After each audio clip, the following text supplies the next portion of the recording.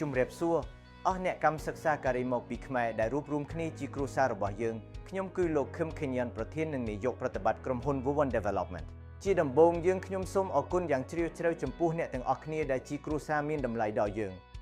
លោកអ្នកគឺជាអ្នករួមគ្នាមកមួននិងជាដៃគូសហការដ៏សំខាន់ដែលកំពុងរួមចំណែកបង្កើត infrastructure សំខាន់របស់ប្រទេសកូរ៉េនៅពេលនេះថ្ងៃនេះខ្ញុំនឹងពន្យល់ដោយសង្ខេបអំពីវិធីសាងសង់ផ្លូវរួមក្រោមដីដែលអ្នកកំពុងចូលរួមគឺវិធីណែនគឺជាវិធីសាស្ត្រសំណង់ទំនើបមួយដែលប្រើប្រាស់ដល់សមត្ថភាពគ្រប់គ្រងធម្មជាតិរបស់ដីយ៉ាងមានប្រសិទ្ធភាពដើម្បីសាងសង់ផ្លូវរួមក្រោមដីឲ្យបានមានសុវត្ថិភាពនិងសន្សំដែរដំណើរការសំណង់ត្រូវបានអនុវត្តតាមលំដាប់ការជីកការទេសរុនការផ្ទុះការដោះស្រាយដីកកសំណល់ការបាញ់ស៊ីម៉ង់ Steel Support Installation ដោយធ្វើដំណើរការនេះម្ដងហើយម្ដងទៀតផ្លូវរួមក្រោមដីដ៏រឹងមាំនិងមានស្ថិរភាពត្រូវបានបញ្ចប់បងប្អូនទាំងអស់គ្នានឹងត្រូវអនុវត្តការងារជំនួយជាច្រើនជាមួយគ្នាដូចជាការជីកការទេសរុនការដោះស្រាយដីកកសំណល់ការបាញ់ស៊ីម៉ង់និងដាក់រ៉កបូតដំណើរការទាំងនេះត្រូវភ្ជាប់គ្នាដើម្បីបញ្ចប់ទើបអាចបញ្ចប់ផ្លូវរួមក្រោមដីបានដូច្នេះតួនាទីរបស់ម្នាក់ៗគឺសំខាន់ខ្លាំងការខិតខំប្រឹងប្រែងនិងការសហការរបស់បងប្អូនទាំងអស់គឺជាអ្វីដែលបំពេញបញ្ចប់បច្ចេកវិទ្យារបស់ Vuvan Development អាទិភាពចម្បងគឺសុវត្ថិភាព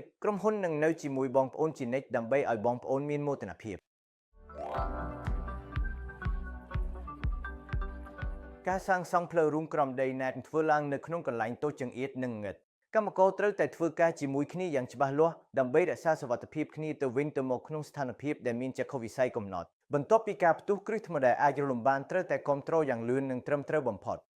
ការវិនិច្ឆ័យនឹងល្បឿននៅពេលនេះនឹងក្លាយជាស្តង់ដារសុវត្ថិភាពរបស់យើងចាប់ពីឥឡូវសូមយើងពិចារណាដំណើរការសំខាន់នៃវិធីណែនជំហានទី1ការទេសរុនប្រើឧបករណ៍ខួងដើម្បីធ្វើរុនលើថ្មដំណើរការនេះនឹងកំណត់ភាពត្រឹមត្រូវនៃការបំផ្ទុះជាបន្តបន្ទាប់ជំហានទី2ឆោយនឹងការផ្ទុះគ្រឿងផ្ទុះត្រូវបានផ្ទុកនៅទីតាំងដែលបានកំណត់ហើយផ្ទុះថ្មដើម្បីបន្តការជីកជំហានទី3ការដោះស្រាយដីកកសំម៉ាគីនយកថ្មដែលបានបែកពីការផ្ទុះចេញយ៉ាងរហ័សការរៀបចំឲ្យស្អាតគឺសំខាន់សម្រាប់ប្រសិទ្ធភាពនៃដំណើរការជាបន្តបន្ទាប់ជំហានទី4ការបាញ់ស៊ីម៉ង់ Shotcrete បាញ់បេតុងលើផ្ទៃថ្មដើម្បីគ្របដណ្ដប់និងការពារការរលំហើយបង្កើនរឹងមាំរបស់វាជំហានទី5 Rock Boat ដើម្បីពង្រឹងថ្មនិងរក្សាស្ថិរភាពរបស់ជញ្ជាំងអុចជំហាន6 Steel Support Installation ដំឡើងជំនោរអង្កត់ដែកដូចជា beam ដើម្បីបង្កើតគ្រោងឆ្អឹងគ្រប់គ្រងទាំងមូលរបស់ផ្លូវរួមក្រោមដីការកសាងផ្លូវរួមក្រោមដីនៅក្រោមដីតែងតែពាក់ព័ន្ធនឹងហានិភ័យវិធីសាស្ត្រ NAT ក៏ត្រូវការបច្ចេកទេសខ្ពស់ដូច្នេះការយល់ដឹងអំពីសុវត្ថិភាពនិងការអនុវត្តឲ្យបានត្រឹមត្រូវគឺចាំបាច់ណាស់ដូច្នេះចាប់ពីពេលនេះទៅយើងនឹងពិចារណាអំពីហានិភ័យសំខាន់8យ៉ាងដែលអាចកើតឡើងនៅតំបន់ការងារជំហានទី1ការធ្លាក់ថ្មអំឡុងពេលធ្វើការថ្មរដុំថ្មអាចធ្លាក់ចុះពីពិដានការពាក់មួកសុវត្ថិភាពនិងឧបករណ៍ការពារគឺជាគន្លឹះសម្រាប់ការការពារជីវិតជំហានទី3ការថប់ដង្ហើមនៅក្នុងផ្លូវរួមក្រោមដីការបញ្ចូលខ្យល់មានកម្រិតក្នុងករណីខ្វះអុកស៊ីសែនឬស្មានពុលជ្រុះចេញអាចបាត់ស្មារតីក្នុងរយៈពេលតែប៉ុន្មានវិនាទីដូច្នេះតែងតែត្រួតពិនិត្យឧបករណ៍វាស់ឧស្ម័ននិងស្ថានភាពខ្យល់ចេញចូលជំហានទី3ហានិភ័យពីការផ្ទុះសារប្រសិនបើអ្នកស្ថិតនៅទីតាំងមិនត្រឹមត្រូវក្នុងតំបន់ផ្ទុះវាអាចនាំឲ្យមានគ្រោះថ្នាក់ធំមួយដូច្នេះត្រូវស្គាល់ប្រព័ន្ធសញ្ញានិងនីតិវិធីគេខ្លួនឲ្យបានច្បាស់ជំហានទី4ការមកជិតរបស់ម៉ាស៊ីនធំនៅជុំវិញម៉ាស៊ីនធំដូចជា wheel loader ឬ excavator វិសាលភាពមើលឃើញតែងពេលមានម៉ាស៊ីនមកជិតត្រូវឈរនៅខាងក្រៅតំបន់ការងារទាំងស្រុងជំហានទី5វត្ថុបែកចេញនៅពេលបាញ់បេតុងឬផ្ទុះថ្មបណ្ដៃថ្មអាចបុកលើភ្នែកនិងមុខដូច្នេះការពាក់វ៉ែនតាសុវត្ថិភាពនិងឧបករណ៍ការពារមុខគឺជាកាតព្វកិច្ចមិនមែនជាជម្រើសទេ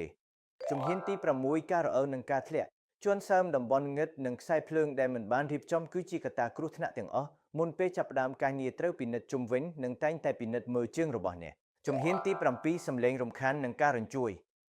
សំឡេងខ្លាំងពីឧបករណ៍និងការរញ្ជួយខ្លាំងអាចបង្កការខូចសមត្ថភាពស្ដាប់និងភាពនឿយហត់ដូច្នេះត្រូវពាក់ឧបករណ៍បិទត្រចៀកហើយសម្រាកឲ្យបានច្រើនជំហានចុងក្រោយហានិភ័យអគ្គិសនីឧបករណ៍ម៉ាស៊ីនចល័តអំពូលភ្លើងនិងខ្សែអគ្គិសនីដែលខូចអាចនាំឲ្យមានហានិភ័យឆ្លងអគ្គិសនីត្រូវបិទភ្លើងជានិច្ចមុនពេលធ្វើការនិងពិនិត្យមើលអ៊ីសូឡង់សុវត្ថិភាពរបស់បងប្អូនគឺជាអនាគតនៃក្រុមហ៊ុនការមិនប្រុងប្រយ័ត្នម្ដងតែម្ដងនាំឲ្យស្ដាយក្រោយពេញមួយជីវិតសុវត្ថិភាពមិនមែនជាច្បាប់ដែលត្រូវគោរពប៉ុណ្ណោះទេជាការសន្យាដើម្បីការពារគ្នាទៅវិញទៅមកក្នុងកន្លែងការដ្ឋានសំណង់អ្វីដែលសំខាន់បំផុតគឺសុវត្ថិភាពទោះបីជាអ្នកបច្ចេកទេសមានបទពិសោធន៍ប៉ុណ្ណាក៏ដោយប្រសិនបើមិនគោរពតាមគោលការណ៍មូលដ្ឋានទេអាចនឹងនាំឲ្យមានគ្រោះថ្នាក់ធ្ងន់ធ្ងរបានចាប់ពីពេលនេះទៅយើងនឹងណែនាំអ្នកអំពីសារៈសំខាន់នៃការប្រើប្រាស់ឧបករណ៍ការពារខ្លួនជាមូលដ្ឋានហៅកាត់ថាសម្រាប់សុវត្ថិភាព មុខសុវត្ថិភាពការពារអ្នកពីវត្ថុធ្លាក់ពីលើក្បាលដូច្នេះសូមពាក់ខ្សែចង្កាឲ្យបានត្រឹមត្រូវជានិច្ចវ៉ែនតាសុវត្ថិភាពការពារភ្នែកពីកម្ទេចកម្ទីនិងធូលីដែលអាចខ្ទាបពេលបំផ្ទុះឬបាញ់បេតុងម៉ាស់ការពារធូលីការពារប្រព័ន្ធភ្លើងដង្ហើមពីឧស្ម័នពុលឬធូលីល្អិតដូច្នេះត្រូវប្រាកដថាបានពិនិត្យមើលភាពណែននៃម៉ាស់មុនពេលធ្វើការអាវកាក់ឆ្លុះបញ្ចាំងជួយឲ្យអ្នកងាយស្រួលមើលឃើញនៅក្នុងផ្លូវរួមក្រោមដែងនិតអាវកាក់មួយនេះអាចជួយសង្គ្រោះជីវិតបានស្បែកជើងសុវត្ថិភាពការពារពីការធ្លាក់វត្ថុធ្ងន់ឬគ្រោះថ្នាក់អិលត្រូវពិនិត្យមើលជានិច្ចថាមិនឲ្យរបូតខ្សែស្បែកជើងឧបករណ៍ការពារត្រចៀកការពារការស្ដាប់របស់អ្នកពីសំឡេងបំផ្ទុះនិងសំឡេងម៉ាស៊ីនធ្ងន់ត្រូវពាក់ជានិច្ចនៅពេលធ្វើការរយៈពេលយូរស្រោមដៃការពារចរន្តអគ្គិសនីនិងស្បែកជើងក្វែងកៅស៊ូការពារពីហានិភ័យឆ្លងចរន្តអគ្គិសនីដែលអាចកើតឡើងអំឡុងពេលប្រើឧបករណ៍អគ្គិសនីឬធ្វើការជាមួយខ្សែភ្លើងអ្នកត្រូវប្រុងប្រយ័ត្នជាពិសេសនៅក្នុងបរិយាកាសសើមមុនពេលចាប់ផ្ដើមការងារអ្នកត្រូវស្ដាប់ការណែនាំការងារនិងកត្តាគ្រោះថ្នាក់ហើយត្រូវតែយល់ដឹងច្បាស់ទី1ត្រូវចូលរួមសកម្មភាព TBM មុនពេលចាប់ផ្ដើមការងារឲ្យបាន100ទី2ក្នុងអំឡុងពេល TBM ត្រូវស្ដាប់ការបណ្ដុះបណ្ដាលនិងយល់ដឹងអំពីខ្លឹមសារនៃការវិតម្លៃហានិភ័យនីតិវិធីប្រតិបត្តិក្នុងករណីមានអាសន្ននិងផ្លូវជម្លៀសទី3ប្រសិនបើមានមតិយោបល់ទាក់ទងនឹងខ្លឹមសារនៃការវិតម្លៃហានិភ័យត្រូវចូលរួមយ៉ាងសកម្មដើម្បីជូនដំណឹងទី4ត្រូវត្រួតពិនិត្យស្ថានភាពឧបករណ៍ការពារខ្លួនរបស់មិត្តរួមការងារទី5ត្រូវត្រួតពិនិត្យស្ថានភាពឧបករណ៍ដែលត្រូវប្រើប្រាស់ក្នុងពេលធ្វើការទី6ប្រសិនបើអ្នកយល់ថាមានបញ្ហាសុខភាពត្រូវតែប្រាប់អ្នកគ្រប់គ្រងមុនពេលចាប់ផ្ដើមការងារទី7ក្នុងអំឡុងពេលសកម្មភាព TBM មិនត្រូវអនុវត្តការងារផ្សេងក្រៅពីការងារដែលបានណែនាំដាច់ខាតទី8មុនពេលចាប់ផ្ដើមការងារត្រូវពិនិត្យស្ថានភាពខ្យល់ដោយប្រើឧបករណ៍វាស់អុកស៊ីសែននិងឧស្ម័នទី9ត្រូវពិនិត្យមើលជាមុននៅតំបន់ដែលមានហានិភ័យនៃការបាក់រលំថ្មដែលមិនស្ថិតស្ថេរហើយមិនត្រូវចូលទៅជិតកន្លែងដែលមានគ្រោះថ្នាក់ដាច់ខាតចុងក្រោយឧបករណ៍អគ្គិសនីដែលមានតង់ស្យុងខ្ពស់នៅក្នុងផ្លូវរួមក្រោមដីមិនត្រូវបើកឬដំណើរការដោយគ្មានការអនុញ្ញាតពីបុគ្គលដែលមានសិទ្ធិដាច់ខាតឥឡូវនេះខ្ញុំនឹងប្រាប់បងប្អូនអំពីច្បាប់សុវត្ថិភាពសំខាន់9យ៉ាងដែលចាំបាច់ត្រូវគោរពដើម្បីធានាសុវត្ថិភាពក្នុងការងារនិងការពារជីវិតដ៏មានតម្លៃរបស់បងប្អូនសូមចងចាំឲ្យបានល្អហើយគោរពតាមជាចាំបាច់ទី1នៅពេលបងប្អូននៅប្រកាសអំពីការផ្ទុះត្រូវបញ្ឈប់ការងារទាំងអស់ភ្លាមហើយផ្លាស់ទីទៅតំបន់សុវត្ថិភាពដែលបានកំណត់ការយឺតត្រង់រយៈពេលត្រឹមតែប៉ុន្មានវិនាទីក៏អាចបង្កឲ្យកើតអែមហុកខាត់ធំធេងបានទី2នៅពេលម៉ាស៊ីនធំកំពុងវឹកវរមកក្រៅក្បែរត្រូវធ្វើឬផ្ដល់សញ្ញាដោយដៃដើម្បីបញ្ជាក់ទីតាំងរបស់គ្នាទៅវិញទៅមកបើមានអ្នកបញ្ជាសញ្ញាឬអ្នកណែនាំឧបករណ៍នៅជិតត្រូវគោរពតាមការណែនាំរបស់ពួកគេជាចាំបាច់ការជំហានដោយគ្មានការបញ្ជាក់អាចនាំឲ្យមានអំពើបុកប្រទះបានទី3នៅពេលឡើងនៅលើរថយន្តធ្វើការកម្ពស់អោបត្រូវកុំធ្វើការងារទាំងពីលើនិងពីក្រោមនៅពេលតែមួយឡើយវត្ថុធ្លាក់ចុះពីខាងលើអាចបង្កគ្រោះថ្នាក់ធ្ងន់ធ្ងរក្នុងការងារខាងក្រោមទី4ក្នុងអំឡុងពេលធ្វើការគម្រត់ហើយត្រូវដើរតាមផ្លូវដែលបានកំណត់ជាប្រចាំក្នុងថ្ងៃឡើងក្នុងសុទ្ធថងតាមឡើងនៅក្នុងសុទ្ធថងស្ថានភាពអាចបុកនិងឧបករណ៍ចល័តក្នុងផ្លូវរួមក្រោមដីទី5កុំប៉ះវាយភ្លើងសើមនិងកុំធ្វើការងារអគ្គិសនីដោយដៃទេឡើយអគ្គិសនីអាចវាយលុកមកដោយមិនបានព្រមានហើយអាចយកជីវិតបានក្នុងរយៈពេលបន្តិចបន្តួចប៉ុណ្ណោះទី6បើឧបករណ៍វាស់កម្រិតឧស្ម័នឬឧបករណ៍វាស់កម្រិតអុកស៊ីសែនបញ្ជូនសញ្ញាហានិភ័យត្រូវបញ្ឈប់ការងារទាំងអស់ភ្លាមហើយផ្លាស់ទីទៅកន្លែងដែលមានខ្យល់ស្រស់ពីខាងក្រៅបើមានអារម្មណ៍វែងវិញឬដង្ហើមលំបាកកុំទ្រាំអត់ទ្រាំឡើយ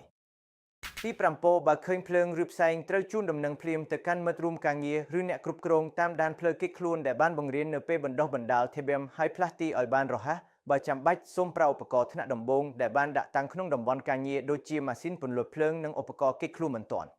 ទី8នៅពេលមានអកុសលអគ្គិសនីកើតឡើងសូមកុំចូលទៅក្បែរជនរងគ្រោះដោយដៃទេឡើយត្រូវផ្ដាច់ប្រភពអគ្គិសនីជាមុនសិនហើយស្នើសុំជំនួយពីអ្នកគ្រប់គ្រងឬក៏ពីមិត្តរួមការងារទី9នៅពេលមានគ្រោះថ្នាក់សូមជូនដំណឹងទៅអ្នកគ្រប់គ្រងភ្លាមហើយចែករំលែកស្ថានភាពទៅកាន់មិត្តរួមការងារផងដែរការពន្យាពេលតែ1វិនាទីអាចតាក់ទងផ្ទាល់ទៅជីវិតសូមឲ្យខ្ញុំបញ្ជាក់ចំណុចនេះម្ដងទៀតសុវត្ថិភាពរបស់អ្នកគឺសំខាន់បំផុតមិនមែនល្បឿនការងារទេប៉ុន្តែការត្រឡប់មកវិញដោយសុវត្ថិភាពគឺជាលទ្ធផលពិតប្រាកដទោះបីជាភាសាខុសគ្នាហើយមិនយល់ពាក្យបានល្អក៏ដោយសូមចងចាំពាក្យសុវត្ថិភាពតែមួយនេះសុវត្ថិភាពគឺជាការសន្យានិងជាការទទួលខុសត្រូវយើងទាំងអស់គ្នាត្រូវការពារគ្នាទៅវិញទៅមកធ្វើការដោយសុវត្ថិភាពនិងសុខភាពល្អហើយត្រឡប់ទៅផ្ទះដោយសុវត្ថិភាព